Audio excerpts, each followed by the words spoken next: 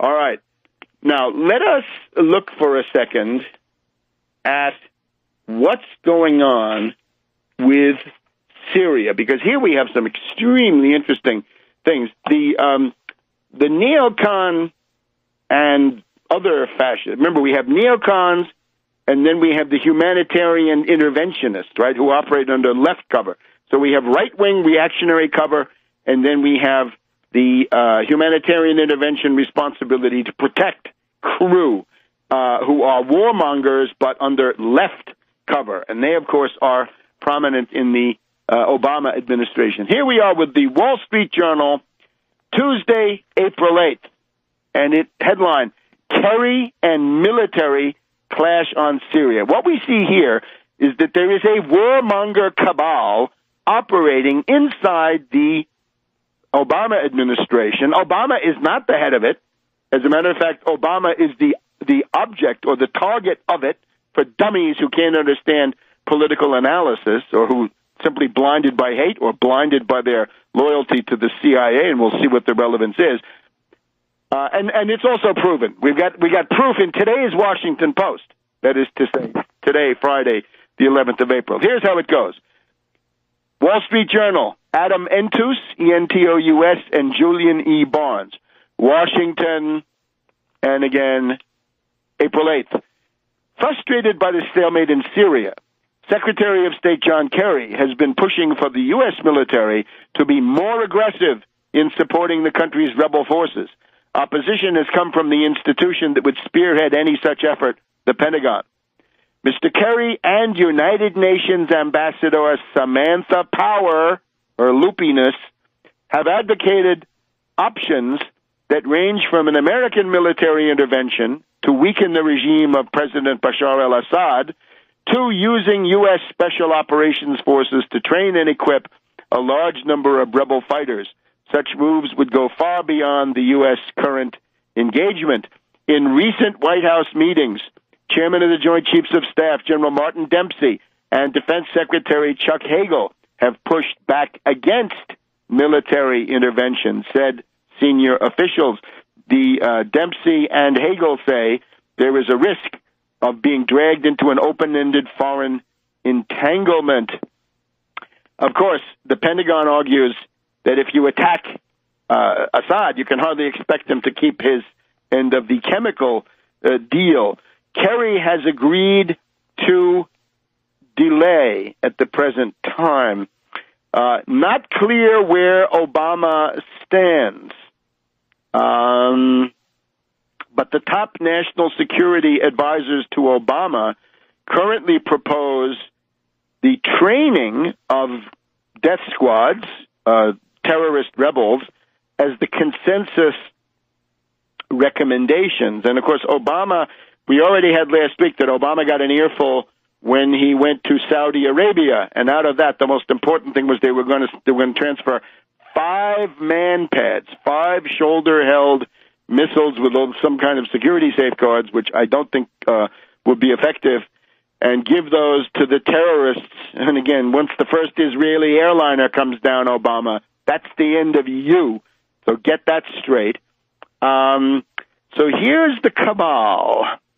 Kerry and Power have told current and former officials that the only way to turn the momentum of the war and restart diplomacy would be to put some sort of military intervention on the table. Diplomacy, says Kerry, has to be backed by the threat of force, and it would strengthen the hand of the administration, according to a senior Obama administration official. Dempsey has been Kerry's opponent, and from Dempsey's perspective, it goes like this. If it weren't for Dempsey, you would be right back in Iraq or Afghanistan, said a senior defense official. And remember, if that were Romney surrounded by neocons, you could kiss a lot goodbye. And that would be, we'd already have war with Syria, war with Iran, and war with Russia with some madman like Mad Dog Romney. So instead we have Obama. Now, Kerry has brought in reinforcements. This is the really shocking part. Kerry has been huddling with retired generals David Petraeus, CIA, Pentagon madman, golpista, Bonapartist, David Petraeus, and Jack Keane. Jack Keane is this conduit to the American Enterprise Institute, and, of course, to Field Marshal Kagan, Frederick Kagan, and his charming wife, that is to say, Kim Kagan, who's the head of the Institute for the Study of War. Right? Hoover was peace, at least sometimes, but in the case of Kim Kagan, it's only a war. So think of it as Petraeus, Keane, the CIA. Remember, Petraeus is now backed by Kravis of Kohlberg, Kravis Roberts, friends of the Bush gang, going back to the Permian Basin. Read all about it in my Bush book. But the American Enterprise Institute and their neocons, Field Marshal Frederick Kagan and Kim Kagan, right, who are also totally connected to Petraeus. Petraeus and McChrystal brought them over to Afghanistan, essentially inserted them as civilians illegally into the military command. So Petraeus and Keane are telling Kerry they believe a military program to train and equip the Syrian rebels and limited strikes, war, airstrikes, war, don't kid yourself, would weaken Mr. Assad, and that could be effective. So there is a warmonger cabal at work, and there it is in the Wall Street Journal. And there's more. Back in a minute. Welcome to this week's edition of World Crisis Radio, our second hour. It's the 11th of April, Friday afternoon, and we're looking at the very stark evidence of an actual subversive warmonger clique, warmonger cabal, a faction fight inside the Obama administration. And we're looking at this interesting article Tuesday, April 8th, in the Wall Street Journal by Adam Entous, E-N-T-O-U-S. Kerry and the military clashing on Syria. It's Kerry and Samantha Power, joined by CIA General David Petraeus, the adulterer, but he doesn't care. He just keeps coming back. And also Jack Keane, American Enterprise Institute colleague of the Kagans, Frederick Kagan and Kim Kagan, who were also integrated by Petraeus illegally into the U.S. command structure in Afghanistan. So these people, of course, bunglers. Imagine a military where the Kagans and Samantha Power, the loopy theoretician, we'll have some more about her in a minute, are the leaders. So those are the lineup. And the warmonger program starts with a military program to train and equip the Syrian rebels, i.e. terrorists, and limited strikes to weaken Assad. This week I discovered for the first time something called One America Network, and the evening I found it, they were telling you about how the Free Syrian Army, supported by the U.S., by Obama, the way they see it, fine, is killing Christians in Syria. How about that? Maybe that's an issue for the midterm elections, right, to turn out a certain kind of base. Well, Obama, if you don't want that, you better shut it down. So, according to the Wall Street Journal, in Situation Room meetings in recent months, Mr. Kerry and Ms. Power, Sam Power, that is to say Mrs. Cass Sunstein, have argued for a military intervention to change Assad's calculations and try to push him back to peace talks, which have broken down. The revised arming and training proposal is the special favorite of Samantha Power. U.S. Special Operations Forces would take the lead under the CIA's authority, so the whole thing could be kept secret. But the Pentagon doesn't like it, and Hagel wonders how you going to vet them rebels. Well, you can't, can you? They're going to bamboozle you. All right. So that, if we put that together with the Washington Post stuff about the 5 man pads going to the terrorists, that's worrisome. And Obama, you better back off, Obama, because, again, the first Israeli airliner or airliner from some other Western-backed or Western country, your name is going to be mud, and the Democratic Party is going to be finish. If people are in Congress, you better be demanding money be cut off for this. Now, let's look at the 2 protagonists of the warmonger coalition for a minute, the ones that are up front. Kerry. Hey, for Kerry, it's 50 years of skull and bones, knowing the infamous calendar of godforsaken Yale University, as we do, having observed this for so long. Tap Day. Tap Day is around now. It may be a secret, I'm not sure, but check the Yale calendar for Tap Day. Today they come up behind you, tap you on the shoulder and say, skull and bones, do you accept? And if you do, you got to go to your room, and then they come and start the harrowing ordeal. So 50 years ago, around now, middle to late April, 1964, this is when Mad Dog Kerry was inducted into his secret society, Skull and Bones.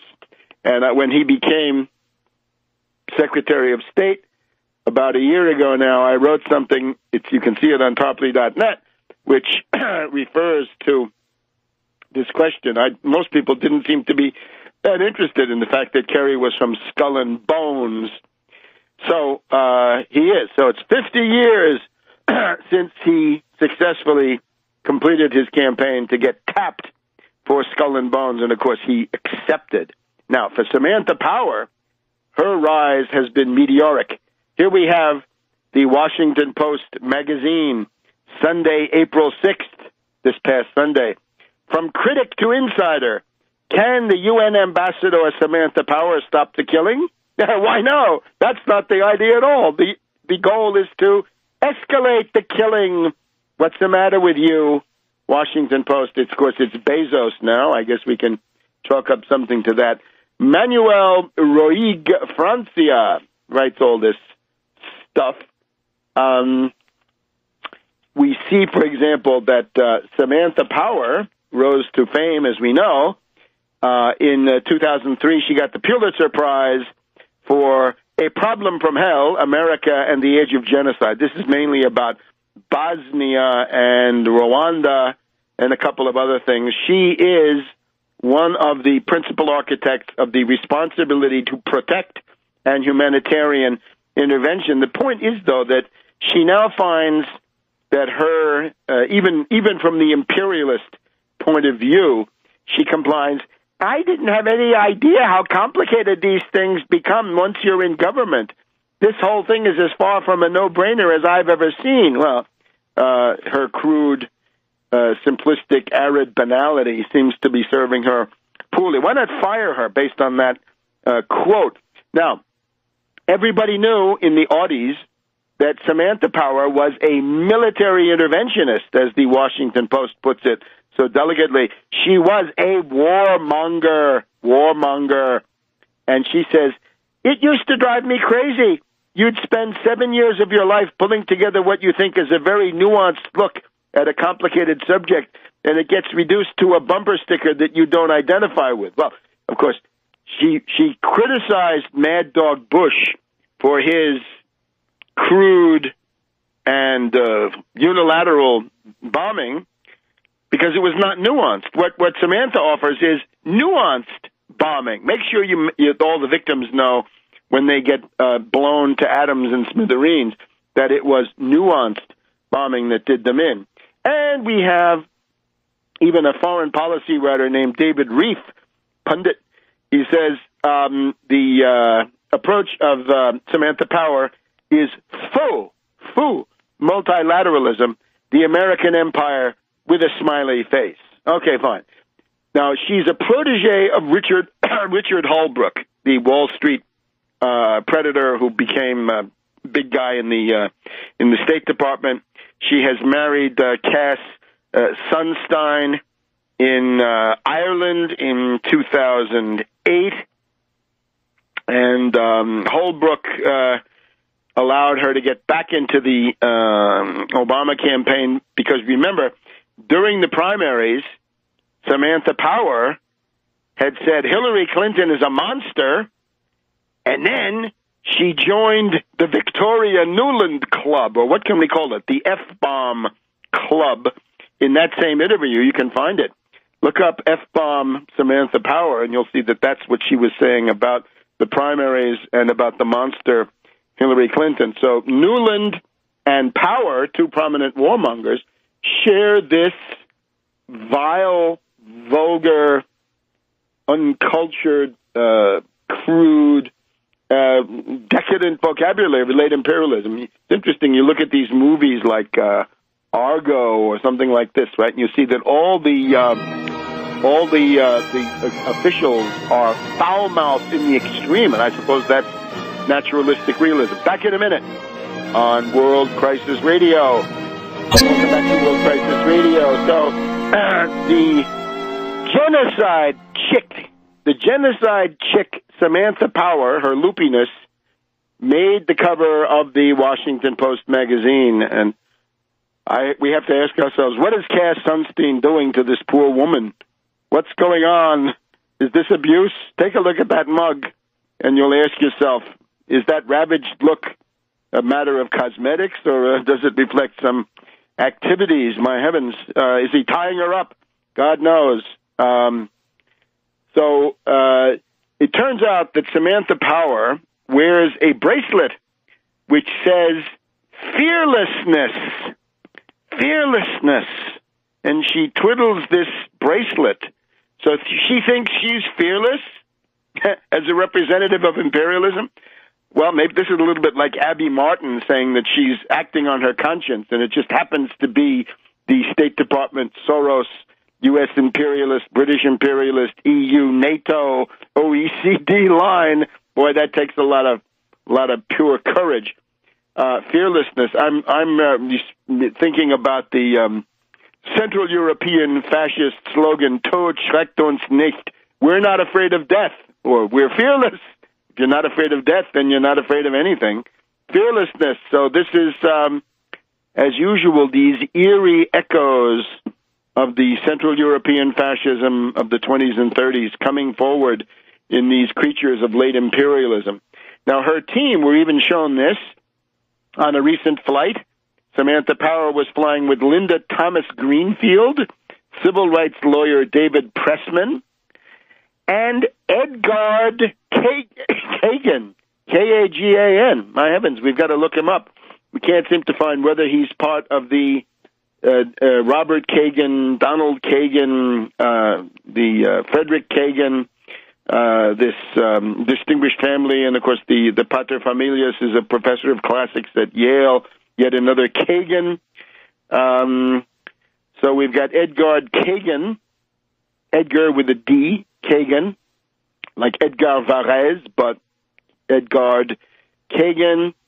And she's got her tame journalist, Michelle Kellerman of National Public Radio. So this is a little bit, it's maybe not Mein Kampf, but it's Mein Kempchen, as told by Samantha Power. And she is a militarist, and that seems to bother her, the genocide chick. She says the worst thing in her family was to be boring. Well, you're boring because you are a one-trick pony.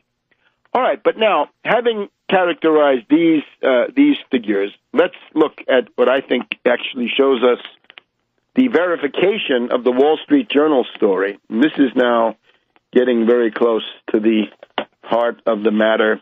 Yesterday's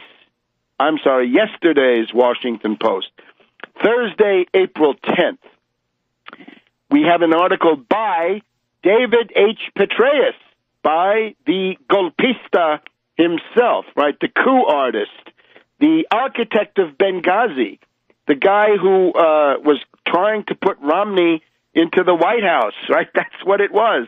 the October surprise in September, courtesy of General Petraeus. He was out seeing Argo that night. How interesting.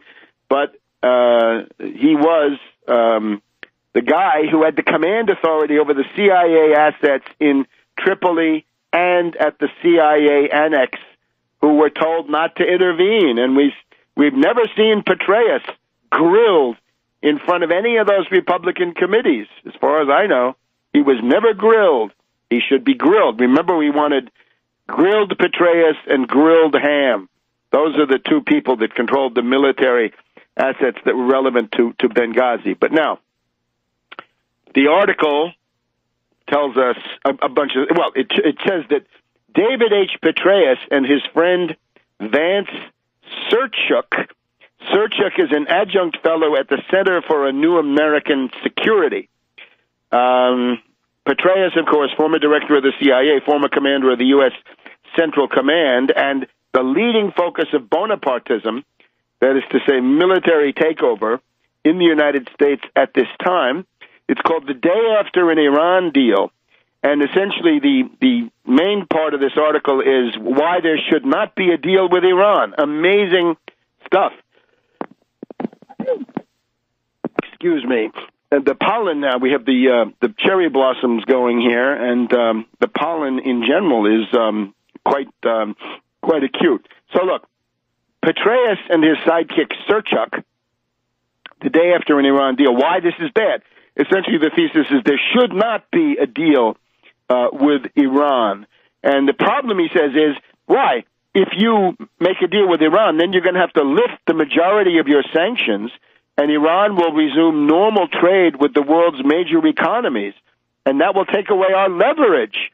And remember, he says, Iran is the leading state sponsor of terrorism. Well, the competition is intense, isn't it? A lot of it coming from the U.S.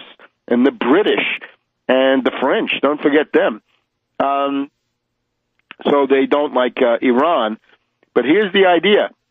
The outcome of a deal with Iran would be, it's more plausible that removing sanctions would strengthen Tehran's ability to project malign influence, evil influence, in its near abroad, including Syria, Lebanon, Iraq, and the Arabian Peninsula and the Palestinian territories. And that would make Iran a better resourced and more dangerous adversary. So this is not good, says Petraeus. What you've got to do is find ways to perpetuate conflict, or as they put it, to lay the groundwork for mitigating the evil, bad, the spin-offs of a peace. So the first thing is really, he has double talk. I won't read all his double talk. It's regime change. If you're going to do that, you better have regime change. And then you've got to continue sanctions because otherwise you're going to have Tehran doing all these terrible things, allegedly with terrorism and so forth. But now, the third point, this is the main point. The United States, says Petraeus and his friend Serchuk, say they, the United States needs to look hard at its position on Syria, arguably now the central front in a broader struggle for primacy in the Middle East. Recent reports that the Obama administration has been considering various forms of increased support to the Syrian opposition, including providing a limited number of strategically significant weapon systems, are encouraging. Now listen to this absolute fakery. These reports, if true, you know they're true, Petraeus. You're part of the clique. You're part of the cabal with Terry and Samantha and others. These reports, if true, would reflect a recognition that you need something more. And we'll get to the exact something more in a minute here on World Crisis Radio. Welcome back to World Crisis Radio. Webster Griffin here in Washington, D.C.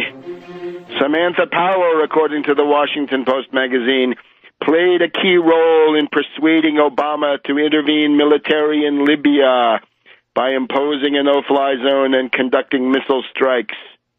Murder, mayhem. Samantha Power stuck in trade. She had the ear of the president, and people knew that, says Michael Posner, former Assistant Secretary of State. Barkey, take back your ear. Don't do it.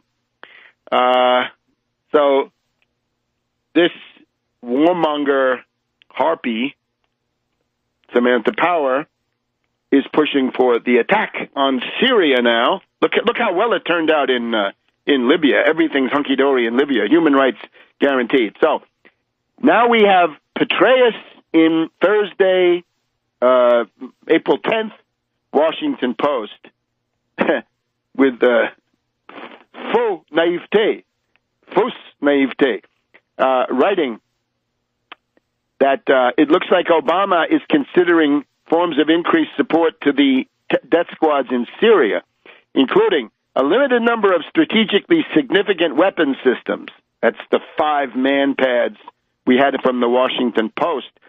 These reports, if true, would reflect a recognition that a much more robust, focused, and well-resourced effort is required to reverse the Assad's regime's current battlefield momentum. And then he's got some other stuff after that. So he basically says no peace with Iran and attack Syria in the meantime. So there it is. And I say that what we have in the Washington Post on April 10th abundantly confirms the front page story of the Wall Street Journal from the previous Tuesday, that there is this warmonger clique. Now, if you have any political brains at all, what do you do at this point? Do you attack Obama? Well, if you do, you're an idiot. Attack Kerry. Attack Samantha Power. Attack Petraeus. Absolutely. Attack Jack Keane and that clique at the American Enterprise Institute. Because we have, in the course of this story, let's see if we can find the quotes. What you've got to do is attack the people who are pushing most for the war that you don't want. Because if you attack Obama, ironically, you are simply making it easier for these other people to operate. You're not exposing them.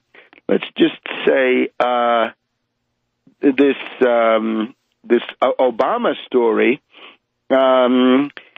Obama pushes back at some point in this debate, and he essentially he tries to say that what these people are now demanding from him is not what he wants. And of course, remember, if you're going to have the Democratic base turn out, the Democratic base does not want war.